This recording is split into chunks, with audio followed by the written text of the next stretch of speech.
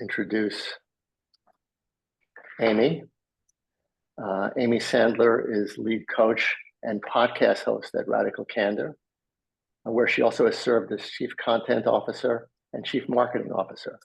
And she's trained tens of thousands of people across the spectrum of roles around the world. Amy's a pioneer in bringing mindfulness-based leadership practices to the workplace and was one of the first 30 certified teachers of the Search Inside Yourself leadership training program developed at Google. And that's where we first met.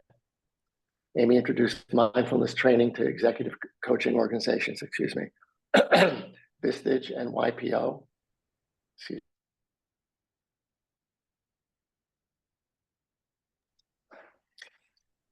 Where she's also held leadership roles. She's a certified breathwork meditation teacher, and her mindful meeting was voted the top work meditation on the Unplugged meditation app in 2021. She has an AB and an MBA from Harvard, an MFA in screenwriting from UCLA. She's performed stand-up comedy and walked on fire 7 times. And she's also one of the funniest people I know. This program is how practicing mindfulness and compassion are the basis of and support Radical Candor. Thanks to the Mindful Workplace community for their support in producing this program. So Amy, what is Radical Candor?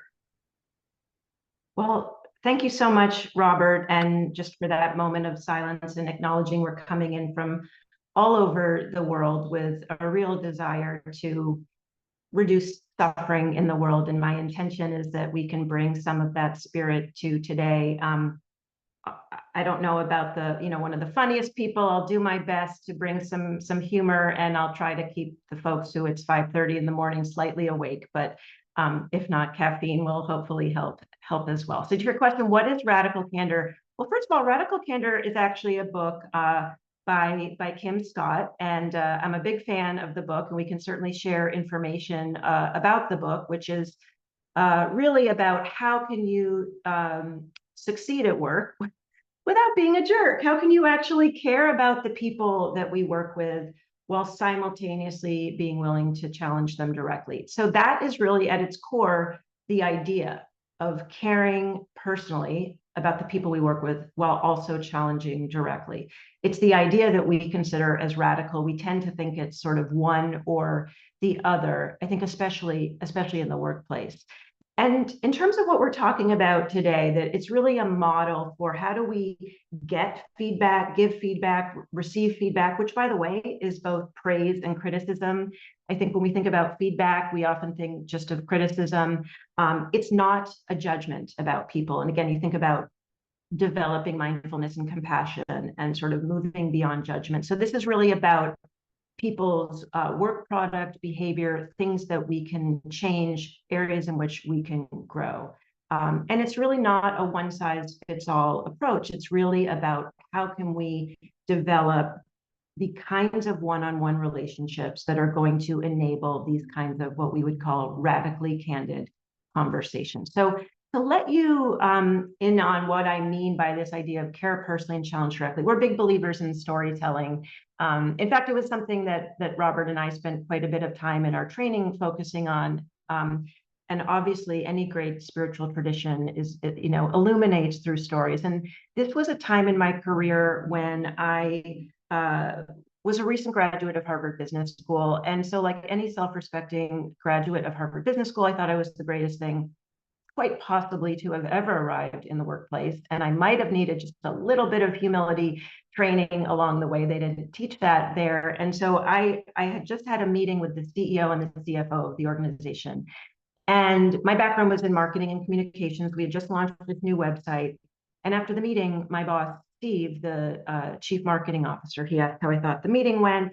I said the meeting was amazing. The CEO was hearing great feedback from the board, and the CFO was really happy we came in under budget. If any of you have that background, you know that's important. And most exciting, I just got this new project. And so Steve congratulated me, really heartfelt congratulations. And then he asked, what did I think Brooke and Jenny thought of the meeting? And I said, well, Brooke and Jenny thought the meeting was great. Brooke was running the analytics, Jenny was running the content strategy. And Steve nodded very patiently and very kindly. And then he said, Amy, did you notice that when the CEO asked Jenny about the content strategy, she started talking and you interrupted her? And I got really defensive and I said, yes, I did notice. And she was rambling. And, the CEO's a busy guy. We don't have time for that. And I felt very self-satisfied. And then Steve went on again very kindly, and he said, did you notice that when the CFO asked Brooke about the numbers and they were right in front of Brooke on the table, you didn't even let Brooke answer. You just jumped right in. Now, at that point, I hadn't done a ton of emotional management work, but I knew enough to know that I felt an enormous pit in my stomach, which I've come to describe as sort of a swirling mix of shame and embarrassment. And I'm just going to pause here. Does anyone in this group share with me maybe an aversion to making mistakes? Does anyone here not like to make mistakes? Am I the only one here? I don't know about you, but my practice of mindfulness and compassion certainly began with my perfectionism and my dislike of mistakes.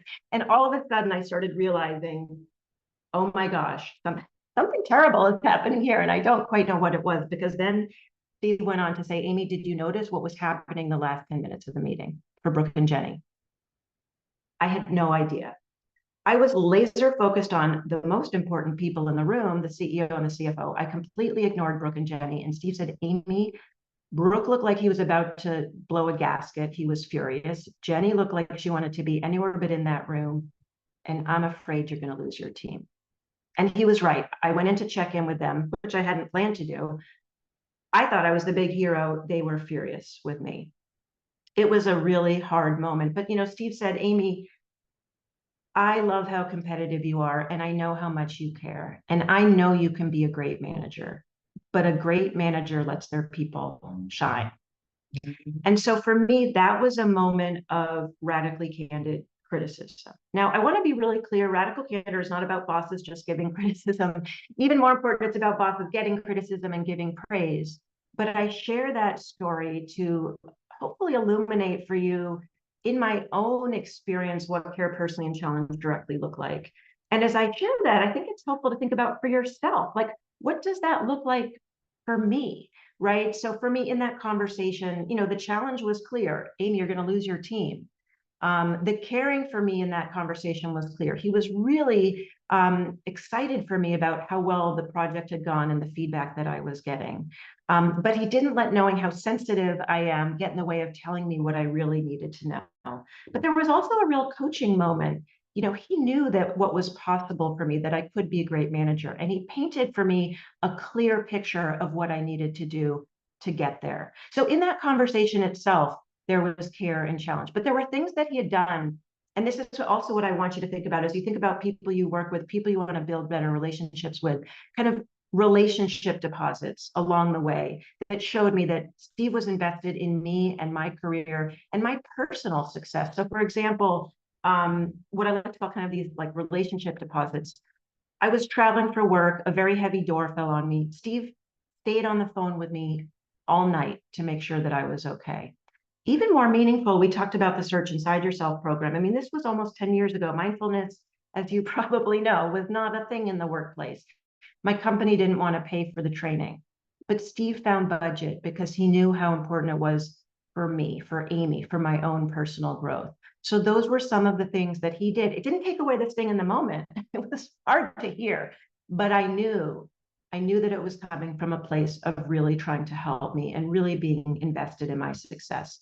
That's what we mean by caring personally and challenge directly. And I'm curious, Robert, as you hear my story, and I know you've been really digging into radical candor, like just from your own experience, how have those ideas of care personally and challenge directly shown up for you? Has there been someone that you would have appreciated or did appreciate receiving radically candid criticism from? Oh, and Robert, I think you're on mute. The phrase of this decade, you're on mute. So I've had a lot of bosses, and there's one in particular that stands out. We had a good relationship to the point of being friends and sometimes going out to lunch. And he had quite a bit more experience than I did in this job.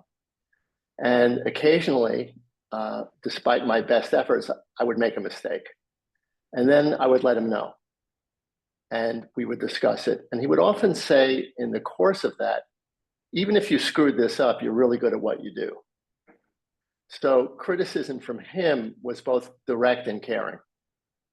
So I appreciated that a lot.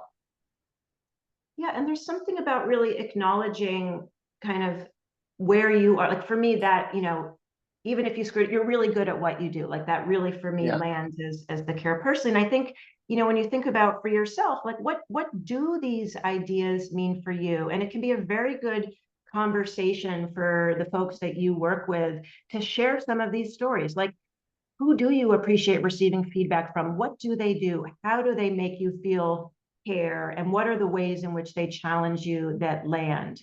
Because it's going to differ from person to person. And one of the things that we've done that Kim Scott did when she created this framework, this Radical Candor framework, was really kind of almost double click on these two dimensions of radical candor: care personally, challenge directly. And if any of you work in consulting or got an MBA, you know that just to actually put something in a 2x2 matrix, this is how we solve the world's hardest problems. So here is your 2x2 matrix. I give that to you. If you did not work at McKinsey, here it is, free of charge, just for you. So care personally, challenge directly, that is radical candor.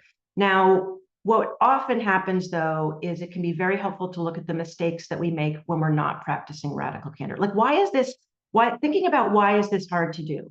Well, it could be hard to care personally at work. When you think about, like, I'm under so much pressure, or I'm under deadline, or I'm feeling my own stress, or I'm worrying about my own promotion, right? What we might call more self-focused need. Like, I'm just doing what I can to stay afloat. It can be hard to think about caring about the other people that we work with.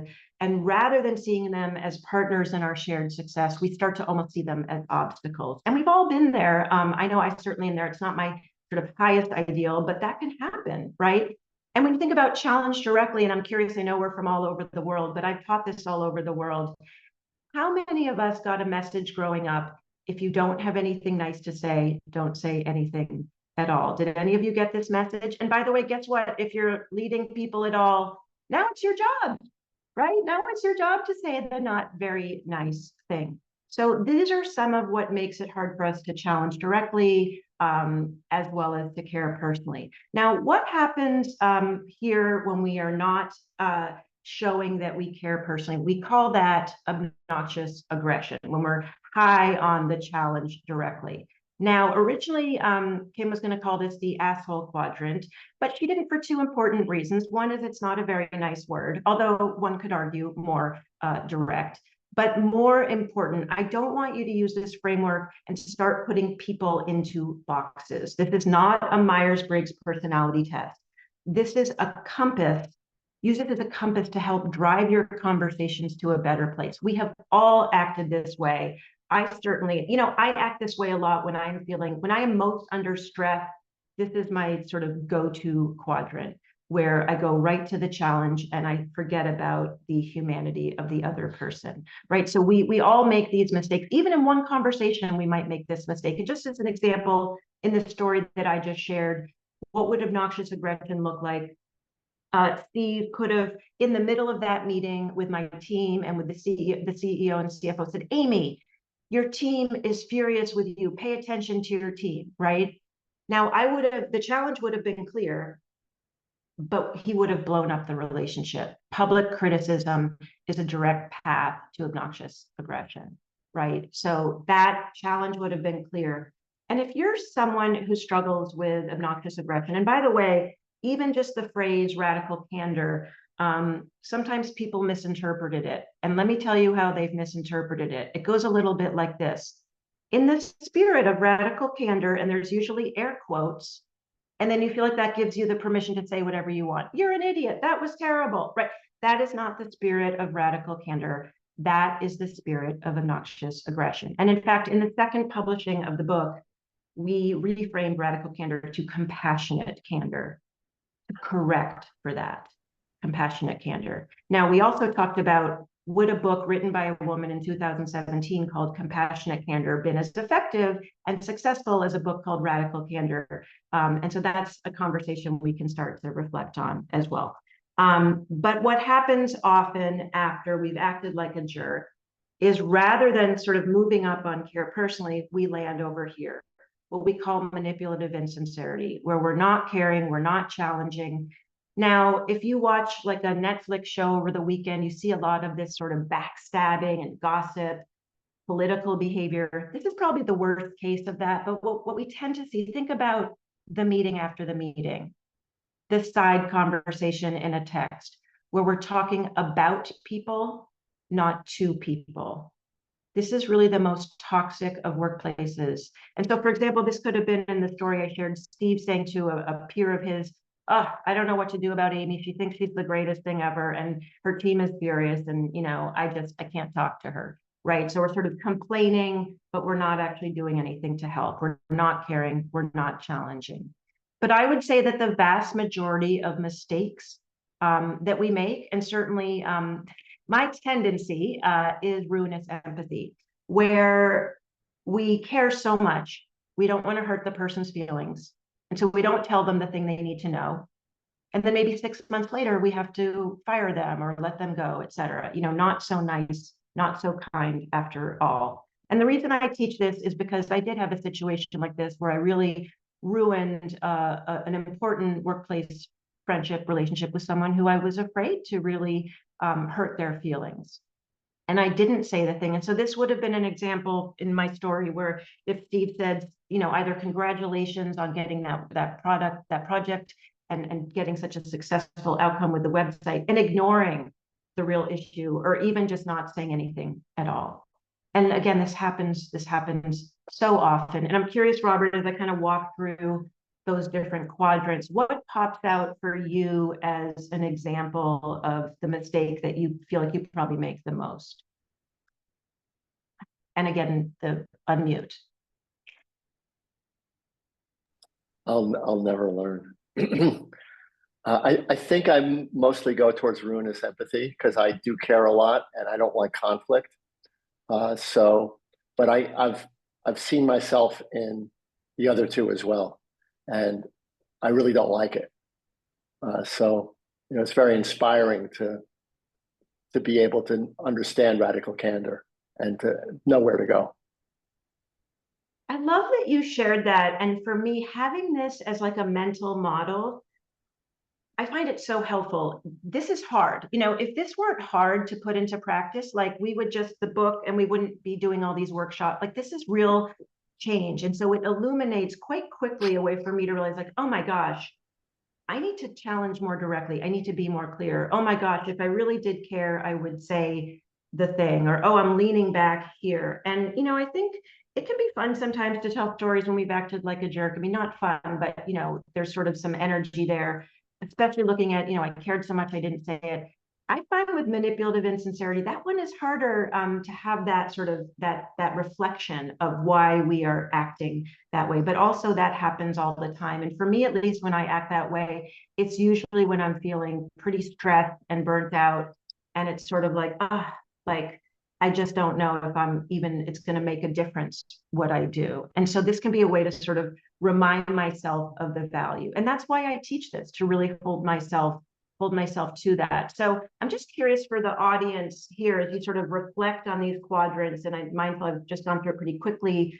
What would you say is the mistake that is sort of your default mistake, whether it's ruinous empathy, manipulative insincerity, or obnoxious aggression? Knowing that we all make, you know, we will make all of these mistakes at some point. But I'm just curious to get a check-in from the group and see kind of where we stand. And knowing also, you know, there might be your sort of typical default and then under stress. So from Tessa, ruinous empathy, Sally, ruinous empathy. Yeah. And so the sort of click, ruinous empathy, et cetera. And so I suspect amongst this group, you probably are in this group. So that's really interesting. So for Lottie, it would be more on the border of obnoxious aggression. So vary between them all, depending on the person. And yeah, thank you so much for that, Sharon. This is a really important swing between, yes, there's often that swing, and that can really happen, and just even noticing kind of when it's happening. So I want to bring up kind of what's emerging in the chat, a couple of really cool sort of key ideas. One is that there is no one absolute measure of radical candor. Radical candor is measured not at sort of my mouth as the speaker, but at the other person's ear. How is it landing? Which really gets us into those ideas of intent and impact, right? So for example, my intent was to be kind and clear, but for Robert, it landed maybe like I was acting like a jerk. And for Teresa, maybe Teresa didn't even hear my challenge. And it's going to maybe depend on the context in our relationship and all of that. So it really is about these one-on-one relationships and adjusting and seeing how it's landing, both for ourselves and for the other person. And just for me, seeing like we all land in all of these quadrants potentially. So this could be a really good shorthand. A piece that I want to just introduce for the group, which might be kind of interesting, and I'll keep the slide up here. When we think about self-awareness and emotional awareness and relational awareness, when you look at the sort of left side of this quadrant, the ruinous empathy and manipulative insincerity, that's an inside job. And what I mean by that is, am I not saying the thing because I don't want to hurt their feelings, ruinous empathy, but more like, and am I not saying the thing because, like what Robert was mentioning, I'm afraid of conflict. I'm afraid of how this other person might respond. I don't really have the energy for this conversation. For me, as a people pleaser, I want everyone to like me. And so that's really more, and whether the words of manipulative insincerity resonate as much, but that's sometimes why we land on that low care and low challenge, where we're sort of more focused on ourselves rather than what might be helpful for the other person. Yes, and politics, it's definitely sort of this political, I mean, that's an example of political behavior, absolutely, Kate. And there can be cultures where these things are reinforced. And so sometimes what we will do in these workshops is I will have people do just like what you shared, like, you know, what's your sort of default quadrant? And then what do you experience most at work? And what's quite interesting, especially for groups where there's high levels of sort of self-identified ruinous empathy, we'll often see high levels of manipulative insincerity. Because I don't know the person isn't saying this because they don't want to hurt their feelings, my feelings. All I know is I'm not getting the feedback. I don't know why. I'm starting maybe to tell a story, like, is everyone having a conversation about me, right? I don't really know what's happening. And so I'm curious, Robert, as I kind of walk through that, if there's anything emerging for you around sort of manipulative insincerity, psychological safety that you want to bring in. Yeah, thanks, Amy. So psychological safety seems to be the underpinning of radical candor. The ability to actually say what you what you think, particularly from a junior person to a senior person. If the senior person allows it, then you can go right to radical candor. If the senior person doesn't allow it, then you're going to be stuck in manipulative insincerity. And what you're talking about is really why we have, which I'll get into in just a moment, sort of our order of operations, the way in which we want to practice this. And in fact, when Kim Scott wrote the book Radical Candor, it really was about managers kind of laying down their power to create that sense of safety and building trusting relationships. But what we found is the model holds, whether it's peer-to-peer, upwards, downwards, sideways, but it really is about, especially if we do have some sort of power, the importance of kind of laying that down to start to build more trusting relationships. Before I get into sort of how we put radical candor into practice, what I want to talk about, and let me just see, do we have just, I want to make sure that we have time to get through the content. Do we have any, like, one sort of burning question about the framework itself? I'm going to put it back up. We're going to try to have time at the end for questions. I am going to get into how to put this into practice, but I just want to check right now if there's any questions about the framework and the quadrants. Any questions emerging right now on that? And otherwise, I'll keep us moving. The playing politics, etc. I do have a brief question, if that's okay. Yes. I'm quite interested in the ruinous empathy quadrant, and sometimes if I'm giving people feedback, I'm calibrating what I think they can hold, or what's possible for them to process, if you like. So I wondered how this kind of fits in.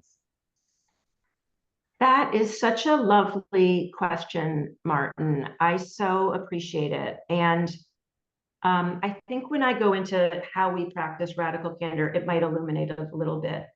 And what's emerging for me on that question is what is most helpful for that person. So radical candor is not about nitpicking. I mean, like any good relationship, you want to leave 3 or 4 sort of unimportant things unsaid.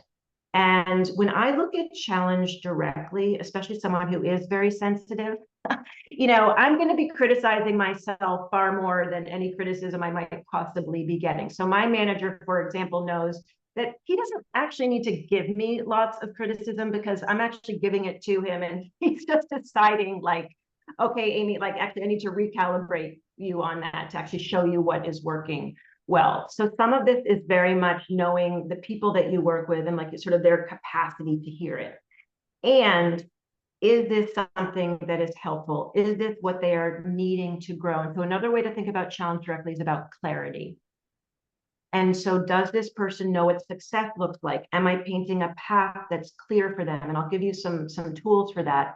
But that's how I would start to think about it, which is that we want to make sure that we are empowering them to actually succeed. And you know, Robert, the thing that's kind of popping up for me on this question, and it might not be directly what Martin was inquiring about, but when we do that sort of mindful listening exercise, one of the things that emerges, so let's say you have 2 minutes and you're just sort of sharing on some prompts and the other person is giving them the sort of full gift of their attention.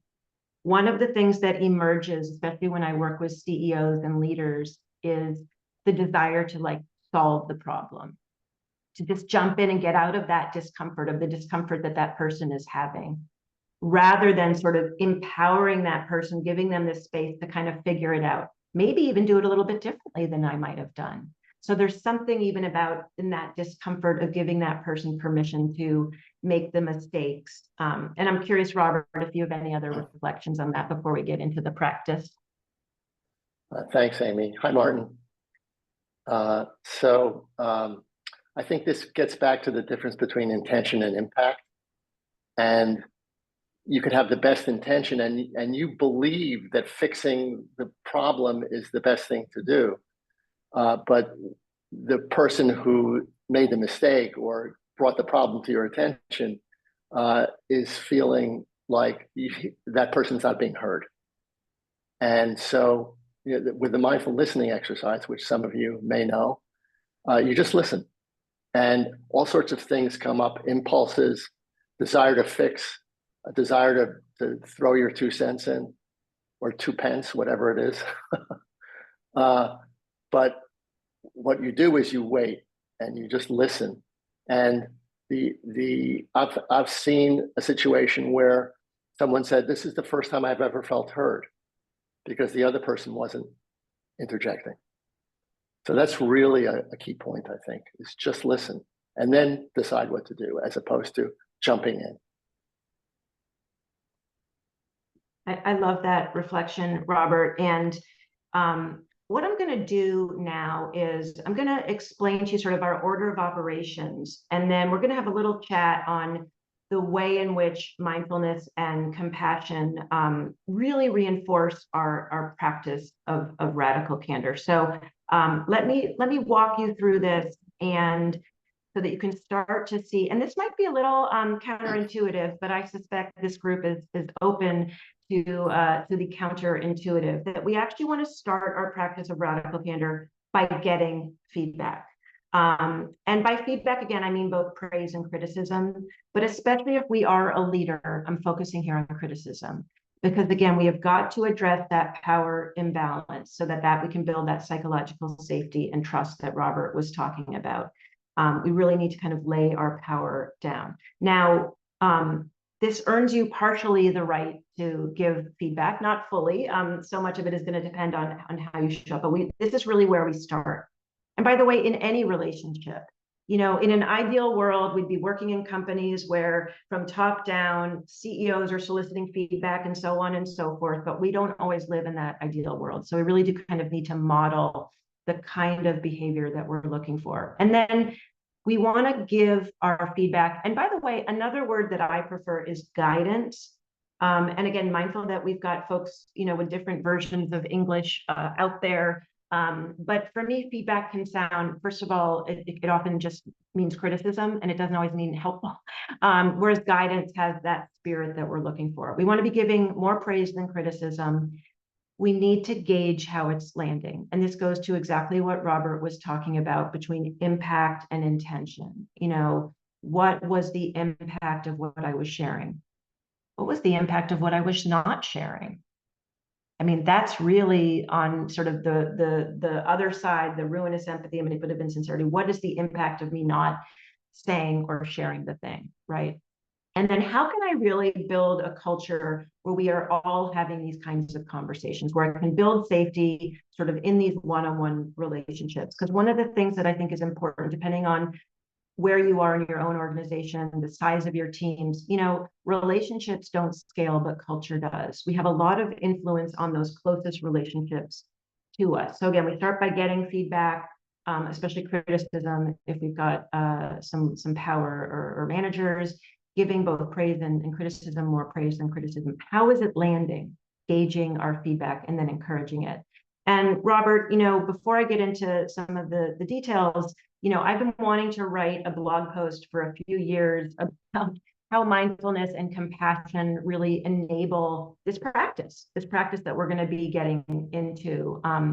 And so I've had a lot of ideas that have not yet actually gone on the page. So I'm going to cheat a little and just ask you to just give a brief reflection on why practicing mindfulness and compassion really enable our practice of radical candor. So radical candor generally requires us to be self-aware. We need to know where we want to go with the feedback, with the guidance. So self-awareness and the ability to distinguish between intention and impact is really one result of mindfulness practice. So as in the mindful listening exercise, we can start to see our impulses more clearly, and we can make a decision what to do despite our impulse as opposed to because of our impulse. So let's say, for example, we move into ruinous empathy because we care and we avoid conflict, or what we think may become conflict. And if we can see ourselves moving in that direction, then we have a choice. The choice is to continue in ruinous empathy, which avoids conflict but doesn't help the other person, or actually become braver and engage in a radically candid conversation, despite the fact that you're afraid of it, despite your fear of avoiding conflict in this case. So compassion is another prerequisite, in my view, for engaging in radical candor. And it's maybe more obvious, and maybe that's the reason the name might be changed to compassionate candor, because we really need to care personally about the recipient of our feedback, of our guidance. And that sometimes just isn't the case with people that you need to give feedback to. The good news here is that you can actually increase compassion by engaging in various compassion and mindfulness practices, like loving kindness practice or just like me practice. I'm not going to go into what those are, but what they do is allow us to see better that everybody suffers like we do. Everybody wants to be happy. So compassion doesn't mean being a pushover, and radical candor is in the end an act of compassion for the other person. And the main point here is that mindfulness and compassion and self-awareness are skills you can develop if you want to. I love that framing, Robert. And, you know, I've often said if I hadn't been doing these practices for decades, you know, I would not be teaching radical candor, right? They really enable me to stay true to my values. And mindful that some of my most, you know, my knee-jerk reaction to certain things might be to not have that conversation, but this helps me hold myself accountable to those values. And so I really appreciate that reflection. So let's start. How are we getting feedback? How are we building those kinds of one-on-one relationships? So if you are a manager, if you have one-on-one meetings with your direct reports, this is where we can get our feedback. But in any one-on-one relationship, peer-to-peer, this is really where we want to be doing this in a one-on-one meeting. We want you to have a go-to question. And a go-to question is a question that you're going to ask to help you solicit some feedback that's going to actually be helpful for you. And let me just give you like a spoiler alert. Got any feedback for me? Is not a great question. Oh no, Amy, you're still perfect. Oh, good. That was a relief, right? Like, I mean, I might want to hear that, but that's not going to help me grow. So a question that is going to actually help you grow and help the person give you the kind of feedback that you really need. Now, going back to discomfort, that person, you've just put them on the spot, especially if they report to you. I mean, think about it for yourself. If your boss asks you for feedback, there might be some discomfort there. You might have a lot that you want to share, but there might be that discomfort. So this is also where our mindfulness practices come in. And one of the ways that it comes in for me is I think about, what is my intention here? I am going to grow by hearing this feedback. I'm going to help build a better relationship. I like to say, get curious, not furious. Now, my first reaction might be to get furious, but then I try to really move as much as I can to curiosity and non-judgment. And what's really happening here? This is hard. Our first tendency might be to get defensive. So how can I really understand what this person is saying? How can I really connect to the spirit of what they're saying? Probably the most important thing of all of this, though, is that I have to reward the candor. I really do have to treat it as a gift. So if somebody says, Amy, you're talking a lot in meetings, I say, I hear you. I really do want to give the quiet folks a voice in the next meeting. Here's what I'm going to do. I'm going to really focus on that. I'm going to check in with you after the meeting, see how I did. You can almost do like a brief debrief, just set that up as part of your meetings. What about if you don't necessarily agree with what the person is saying? Well, that's okay too, but what's most important is that you follow up. I mean, think about it for yourself. If you gave somebody, especially your boss, but if you gave somebody some criticism and they totally ignored it, how likely are you to go back to them? I mean, you think about where are the seeds of psychological safety and trust grown? They're grown here. How do we respond? And so, for example, someone says, Amy, nobody's coming to this 8 a.m. meeting. I'm going to push it back to 9 a.m. I might say something like, I hear you. We're having a real issue with attendance. I'm not able to move it back to 9 a.m., but, here's what I can do. And so I'm really, we're having a back and forth conversation. We really want to make the listening tangible. I mean, in the book, Kim Scott talks about how she got feedback. She interrupts a lot. So she got one of those like broccoli rubber bands, at least in the US, around broccoli. So she put the rubber band around her wrist. And she said, just, click the rubber band on my wrist if I'm interrupting. I mean, that hurts. I'm not saying you have to go that far, but really making the listening tangible. And Robert, one of the things that we did in preparing for this was I checked in with you a couple of meetings ago and I said, hey, Robert, how could I be a more effective partner with you on this presentation?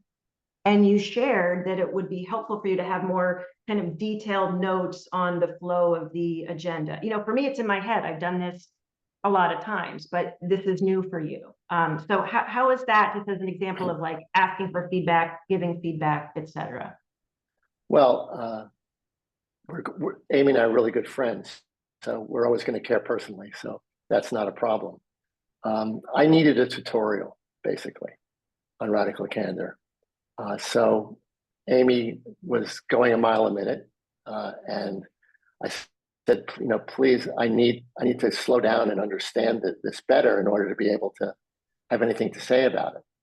And it was fine. It was direct and caring. So it was Radical Candor. I appreciate that. If I may say so myself. Oh. Well, it landed as Radical Candor for me, and I was asking for your feedback. Like, I would not have been asking for Robert. Like, if we were doing this probably 15 years ago, I would not have asked for his feedback on this because I would have just assumed it was all going along swimmingly, right? And so again, this idea of practice, and this is how we grow and sort of walking the walk and talking the talk. And so, it was important for me to ask and to check in. And I feel like then it's incumbent on me to actually check in with Robert and say, hey, did I adjust in a way that was sort of meeting that need that you expressed, right? And so yeah, and I appreciated the ask, and I'm sorry to interrupt. I love it. It's not it's an ad. So let's talk about how we've gotten the feedback. How are we giving radically candid praise and criticism? And this is helpful, and if you're going to sort of do one thing to start when you leave this session, I'm going to encourage you to ask for feedback. And the other thing I want to take away from what Robert and I were just sharing, these don't need to be these like big conversations. These can be in the middle of working on a project. Hey, Robert, I feel like I'm moving too fast. Like, how could I be more helpful? Right? Like, just make this part of what we're naturally doing. So I want us to be giving our praise and criticism in a way that's not like this big anxiety-inducing event. It's sort of these 1 to 2 minute impromptu conversations where we're sharing our perspective. And I think, if we're coming from a mindfulness background, we realize that, we do not have the truth, capital T, capital T. We are really sharing our perspective. Here's how I see it. How do you see it? This is really important. It doesn't mean, humiliating ourselves. We have a very important perspective to share, but we really are just sharing our perspective. We want to do this in a way that's going to help people grow. And again, coming from that place of compassion, am I doing this in service of their growth? And this is really about our mindset. And we might be feeling a whole variety of different emotions about a situation, but am I doing this to help the person grow? We want to do this in real time, high bandwidth. And by that, I mean, not sending someone, that I'm breaking up with you by text or by Slack. We need to have that back and forth so we can see how our feedback is landing. So in person, and if not, through video or phone.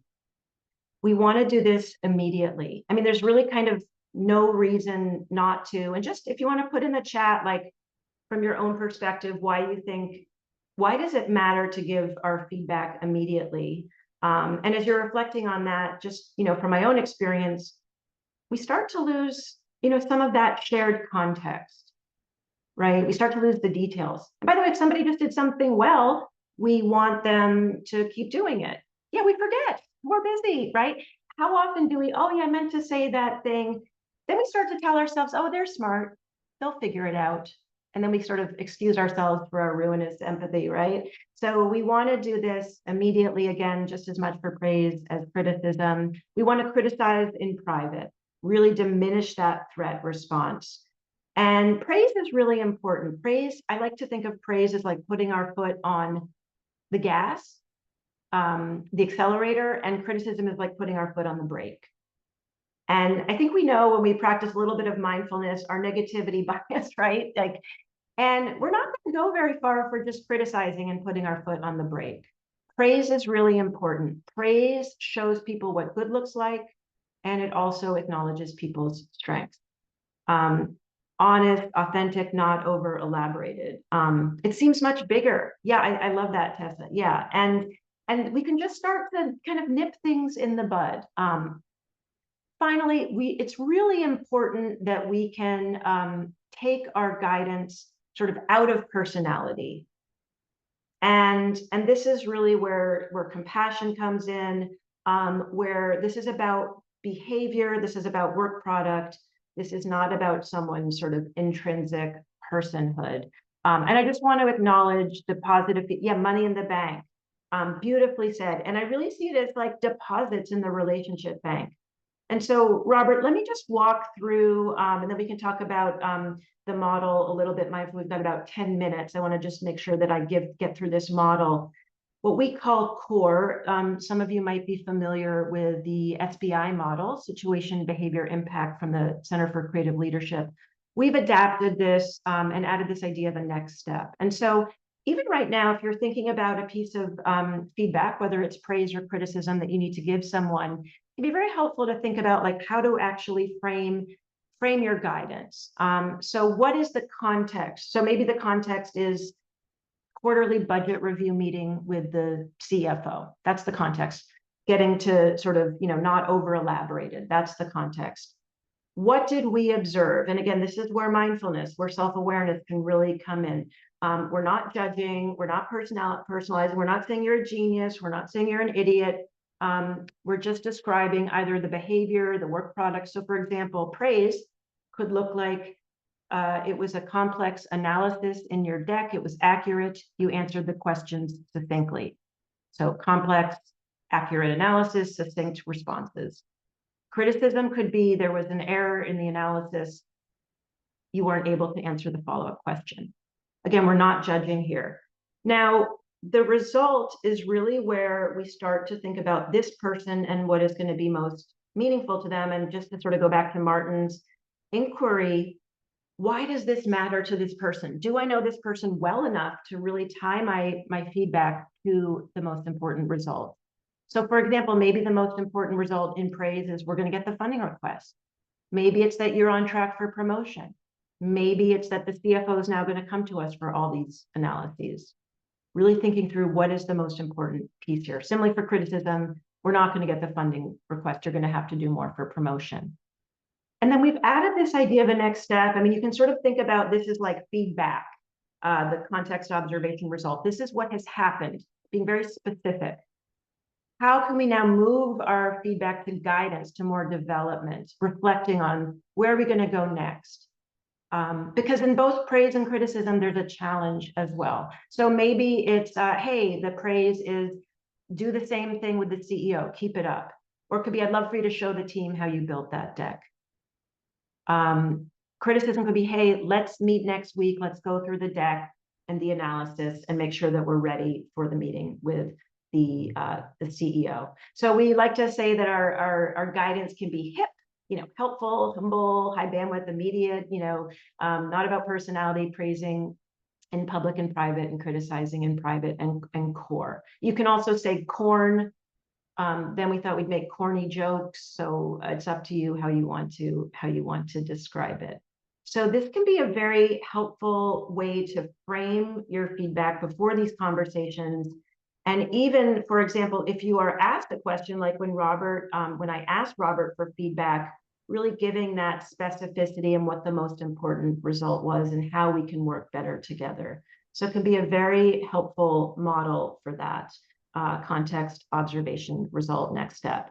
What I want to do quickly, and Robert, I'm just going to move us on to talk about how do we gauge feedback, is that okay with you, or do you want to Well, I think we need to leave some space for questions.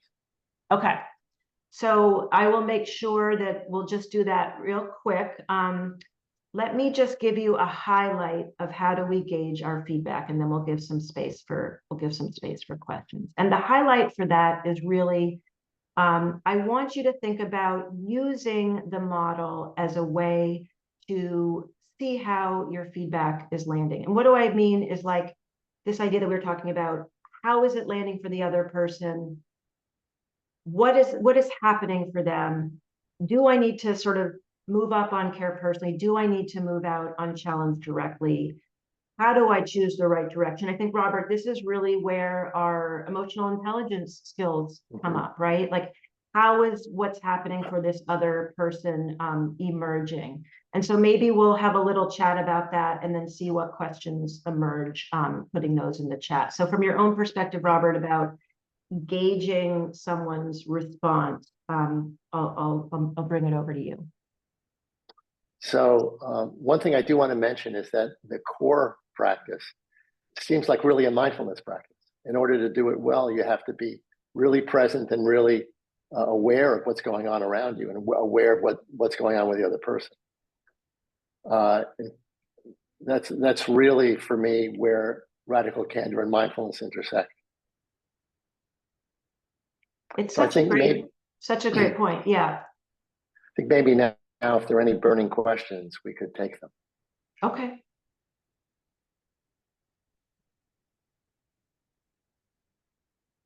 So folks can either put it in the chat, or do we have a raise hand function? Yeah, or just unmute and ask. Always lovely to hear from you. Was that Kate? I do have a question. I didn't put my hand up. Well, it's more of an observation, I guess. Just going back to the manipulative insincerity and the ruminous empathy. I was struck looking at that how much different cultures really have an impact, you know, sort of on that, and what people can say and what they can't say.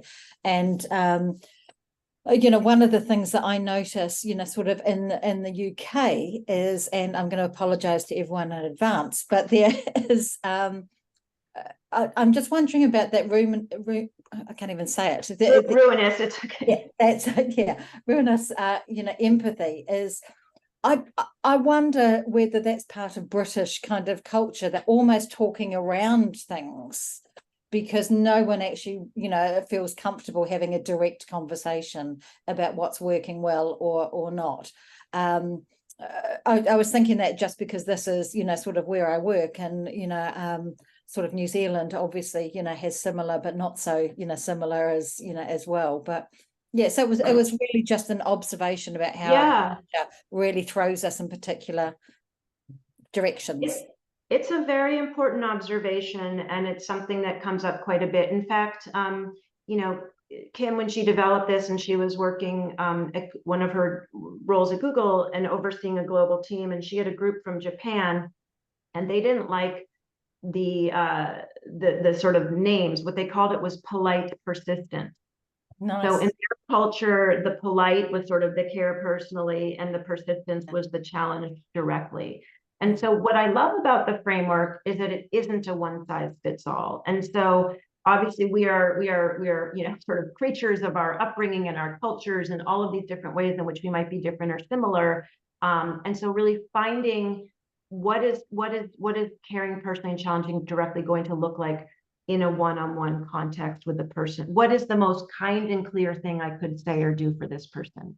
And mindful that we might be in cultures where it hasn't necessarily been rewarded. And so I think bringing that cultural context in is so important. And then seeing for each of the people I work with as individuals, what would it look like for them? And that's why we actually love the stories, because you can think about like, oh, so, you know, Kate, for you, like if you think about, oh, well, who was a boss or who was someone that you actually felt like it made it easier for you to hear? What were the things that they did? And starting to illuminate that for yourself can be very helpful. And by the way, I didn't get a lot of this kind of feedback until literally working at Radical Candor. So so you might be sort of going through your annals and realizing like, oh, I don't have a lot of that. So yeah, the culture piece is a big one.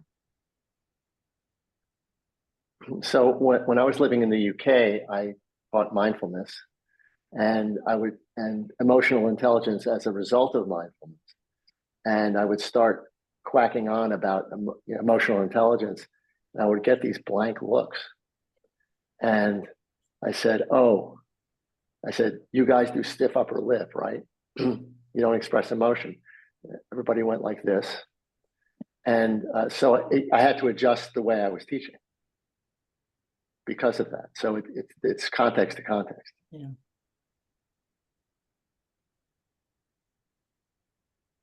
And Martin shared, you know, with a German colleague, and yeah, there can be very different, and, you know, we do a lot of sessions in different organizations and really, you know, trying to bridge some of those cultural gaps. And again, at least the way that we posit it is like sort of these one-on-one relationships.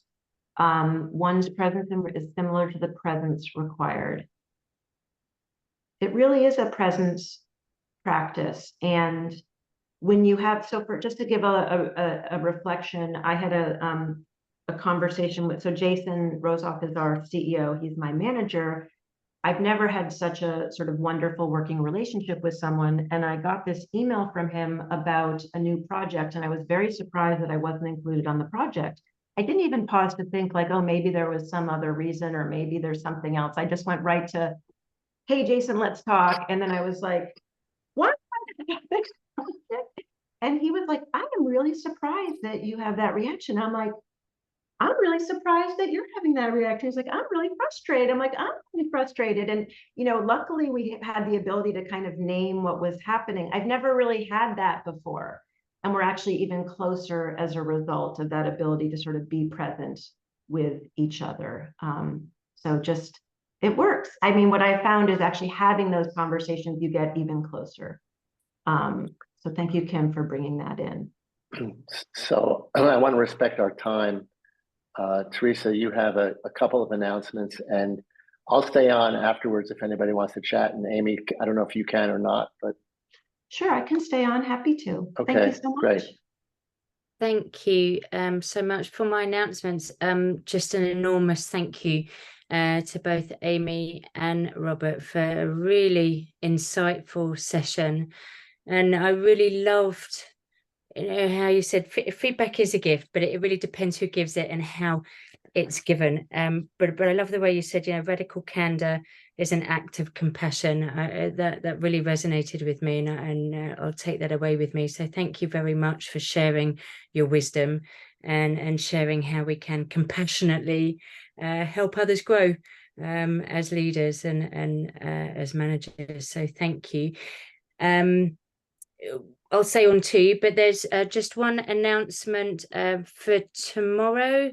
I'm going to share my screen really quickly. Our partners in crime, some of our partners in crime, Mindful on Wall Street, are having a fireside chat tomorrow. It will be late over here in the UK, but it's going to be an interesting chat. So in honour of World Mental Health Day, James Fisher will be giving a talk and share his personal journey. So please do go to the MWC website and events. You'll see the events diary there, and you'll see all our events coming up, and our next one is in November and then December.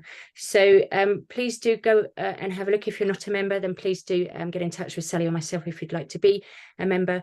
But thank you all for being here. It's early, it's late, it's in the middle of the day, and we're very grateful to see you. So thank you very much, and thank you, Robert and Amy. So if you are dashing off, please just come off mute and say cheerio. And then if you're staying, we'll be here to answer any questions, or I'm sure you can contact Amy directly. I'll grab her email address, or if you want to put that in the chat, Amy, then people can maybe get in touch. Thank you. Thanks, everybody. I'm shooting off, but brilliant session. Thank you. Well done, everyone. That was Thank great. you. Thanks. Bye. Thank you.